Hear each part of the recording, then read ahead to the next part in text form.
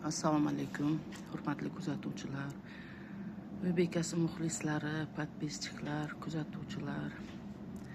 Mana bugun sizlar bilan aglonema gulini qanaqa qilib o'tkazish haqida gaplashamiz. O'zimni qilayotgan ishlarimni, gullarni qanaqa o'tkazayotganimni sizlarga ko'rsatmoqchiman. Bu aglonema gulining diamond sorti. Yaqinda bittasi menga buni qalamchasini berdi. To'g'ri, bu ildizidan kovlab, yaxshilab ajratib olinmagan, tuprog'ini kavlab, ana ildizni pichoqda kesib olib bergan. Qaranglarda qanaqa holatda. Mana bittasini ildizi yo'q, umuman ildizi yo'q. Mana bunisini ildizlari bor, lekin kesib olingan. Mana qanaqa holatda, lekin o'zi gul juda ham chiroyli holatda. Oddiy kuni menga olib kelishgan edi. Mana bugun seshanba, haftaning seshanba kuni. Buni tezroq albatta tuvakka ekish kerak. Buni birdan shu holatda tuvakka ekmaymiz albatta. Ildizlarni ozgina dorilab, keyin bunga ma'qul bo'lgan tuproqqa ekishga harakat qilaman.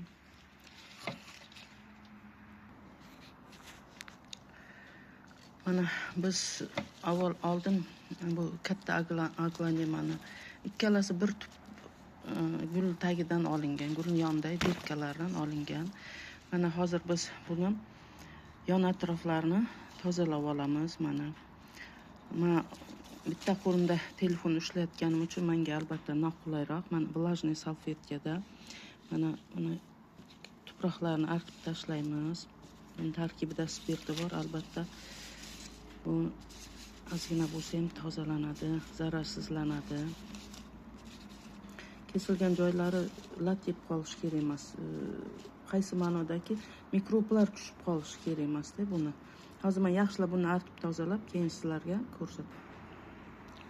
Mana hurmatli kuzatuvchilar, men buni tozalab artib oldim. Iloji boricha влажный salfetkada artdim. Mana qora nuqtachasi nima ekan? Bu menimcha bu ildiz chiqaradigan nuqtasi. Mana ildiz chiqarish. Mana bu joylardan ham ildiz chiqaradi bu. O'shanga tayyorgarlik ko'ryapti. Endi buni biz bunga tuproq tayyorlaymiz. Qanaqa tuproq bunga tayyorlash kerak? Bunga mana har doim shu idishda men gullarga tuproq tayyorlayman.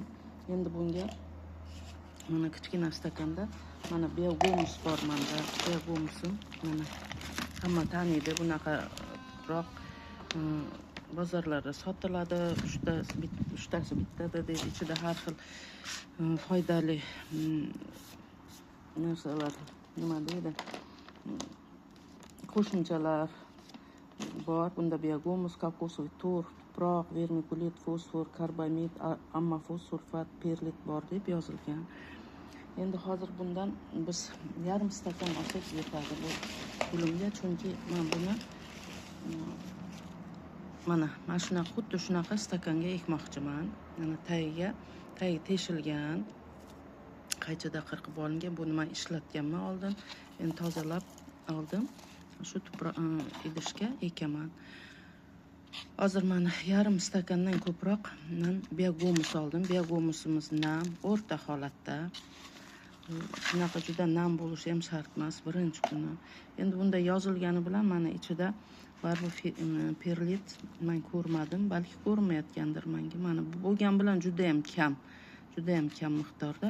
O'shaning uchun bunga qo'shamiz. Menda perlitim kamroq, men ikkinchi gulga ishlatmoqchiman. O'shaning uchun men bu holatda vermikulit ishlataman.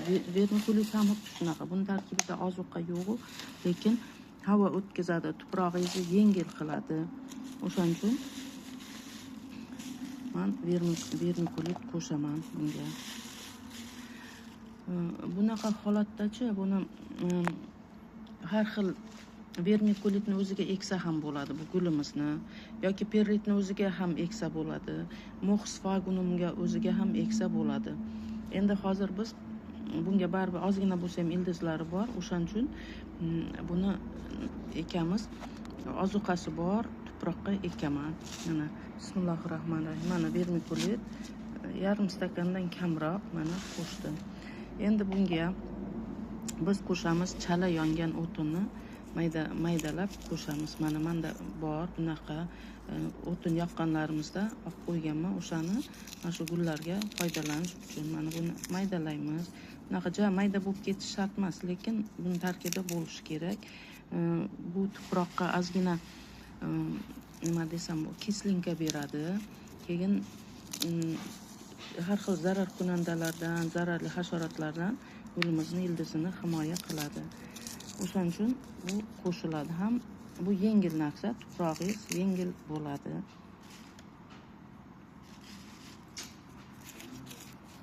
Mana maydalaymiz.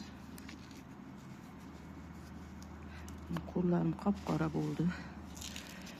Chunki chala yangi o'tinimiz qop-qora.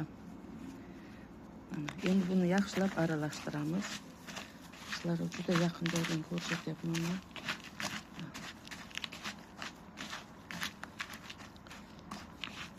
Mana tuprog'imiz tayyor bo'ldi. Endi mana idishimiz. Bu idishni bir chetiga joylab olamiz.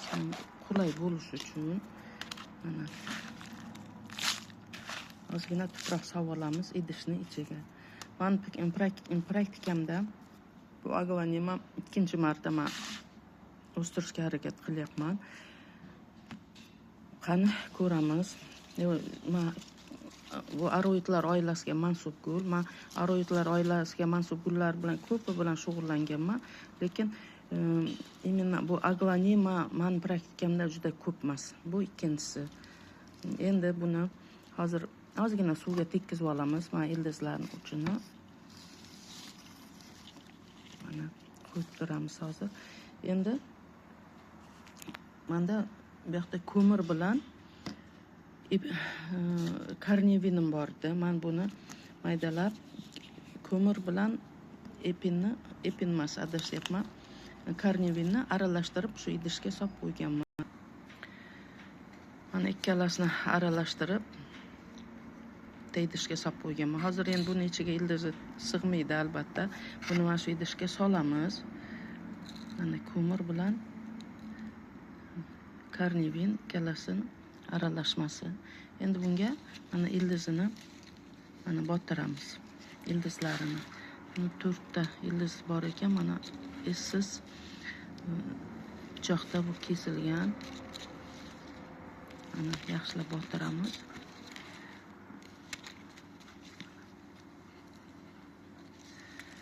Endi buni stakanimizga ekamiz. Hozir men bu joyga ekib olaman, keyin sizlarga ko'rsataman. Men bitta qo'limda ekayotganim uchun menga albatta noqulay. Mana hurmatli kuzatuvchilar, buni ekib oldim. Endi ikkinchi gulimizga kelamiz. Mana buni umuman ildizlari yo'q, lekin ildiz chiqaradigan nuqtalari bor. Hozir buni ham ildizlarini men tozalab artib olaman, keyin sizlar bilan davom ettiramiz. Mana hurmatli kuzatuvchilar, ikkinchi gulimizni ham mana tozalab oldim. Bu joyda agar ko'rinayotgan bo'lsa, mana qanaqa telefon ko'rsatyapman. Mana o'sish nuqtalari bor. Ildiz chiqaradigan nuqtalari bor, harakat bor ildiz chiqarishga. Lekin bu gulimizda umuman ildizi yo'q. Bu degani bu gulimiz hech qanaqa ozuqa ola olmaydi. Ildizi orqali faqat bunga bargidan berish kerak. O'zi umuman men shu yangi ekilayotgan gullarni ildizi yo'q, ildizi juda ham kam, ildizi nozik, nimjon gullarga bargidan iloji boricha ozuqa beramiz. Endi hozir bu holatda bunga epin yoki sirkon suvga aralashtirib sprey qilib turamiz. Endi hozir mana gulimizni mana ekamiz. Bunga ozuqa ildizidan bermaymiz. Baribir ildiz yo'q, bu ola olmaydi pastdan, bandlardan. O'shaning uchun buni tuproqqa eksak bu chirib ketishi mumkin. O'shaning uchun men o'zi umuman perlitni yaxshi ko'raman. Perlitim juda ham kam ekan, yetmaydi. O'shaning uchun vermikulitga eksa ham bo'ladi. Buni tarkibida hech qanaqa ozuqa yo'q. Faqat ildiz ottirish namlanishga mo'ljallanganda o'sha vermikulitda yoki perlitda, moxsfagumda ildiz ottirishadi. Shu gulchilarimiz, endi gul bilan shug'ullanadiganlarimiz juda ham yaxshi bilishadi.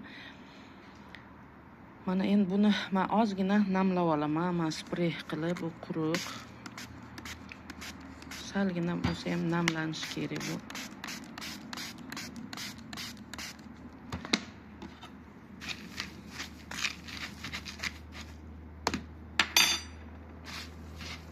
Yana ozgina sepishimiz kerak.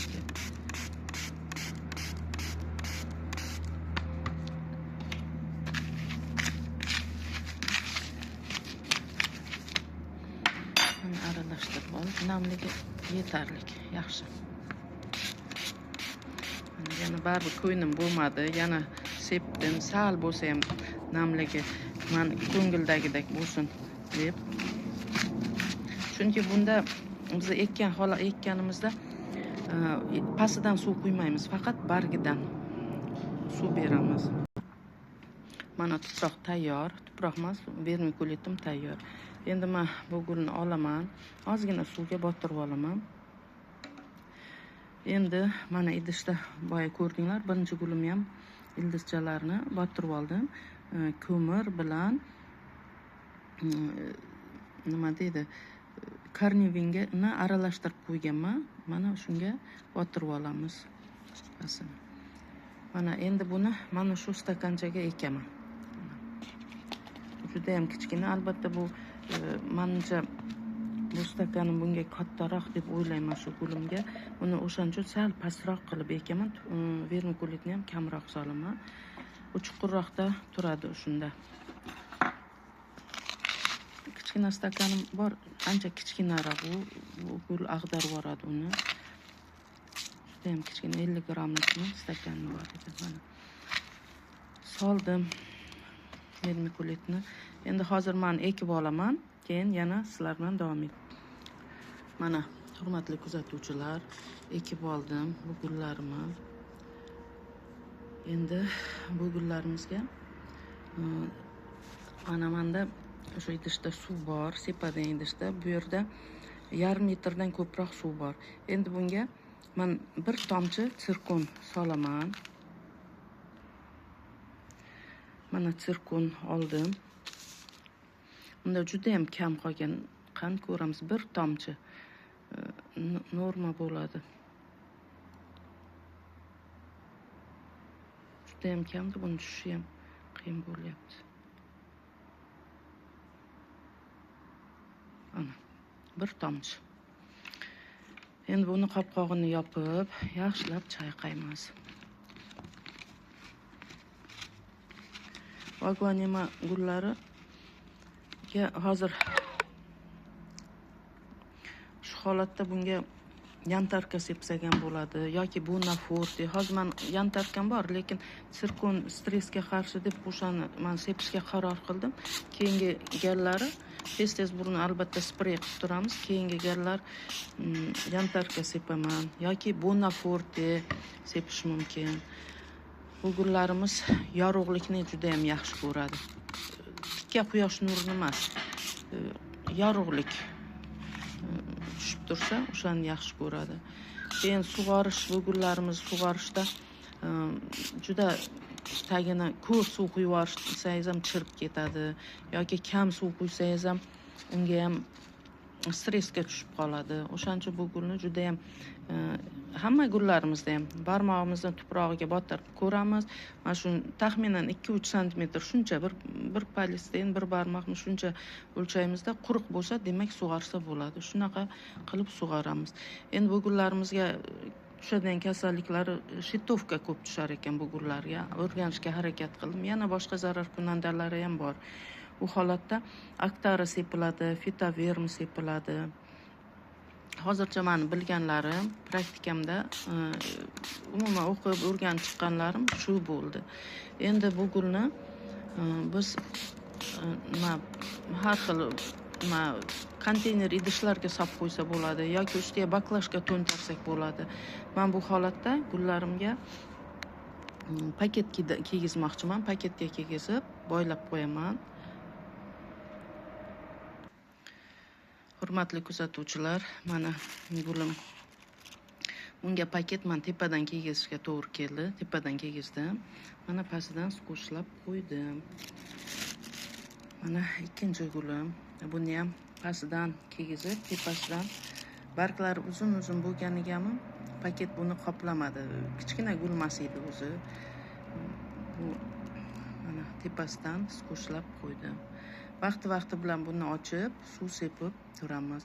Endi bular ozuqalarga kelsak, albatta keyingi roliklarimda buni avval ildiz ottirib olay, keyin qanaqa ozuqalar beraman, o'shanga qarab men sizlar bilan albatta bo'lishaman, sizlarga o'zim praktikamni ko'rsatishga harakat qilaman.